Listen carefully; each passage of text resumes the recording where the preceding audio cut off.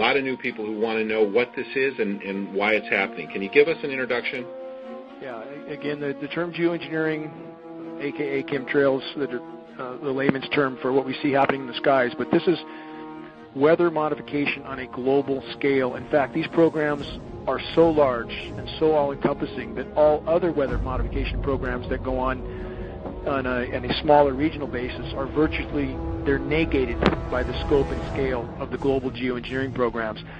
And these programs involve a number of aspects. You have the saturation of the atmosphere with various chemical and metal particulates.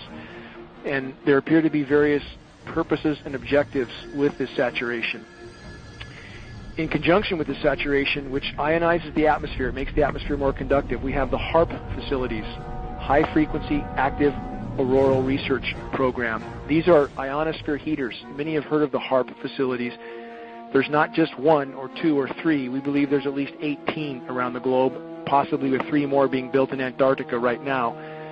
And once the atmosphere is saturated with these particulates, and then you add the ionosphere heaters, the entire weather system globally is virtually being thwarted. There is no natural weather at this point, and we really don't know what sort of climate conditions we would have necessarily if these programs were brought to a halt, and they desperately need to be brought to a halt, because the saturation of the atmosphere is thwarting the hydrological cycle. It's totally disrupting the rain cycle. Again, we have the artificially nucleated snowstorms, which I just mentioned. You can't go from 100 degrees to snow in one day without a whole lot of help.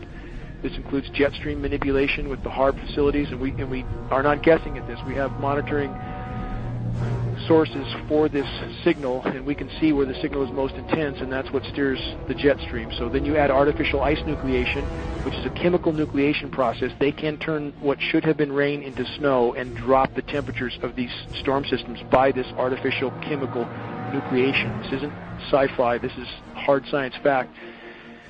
The weather disseminating agencies are trying desperately their task, and they're all owned at the very top, it appears, by the Rothschilds and or other parts of the global elite complex. Rothschilds in particular are ownership of Weather Channel, Weather Central, Weather Underground.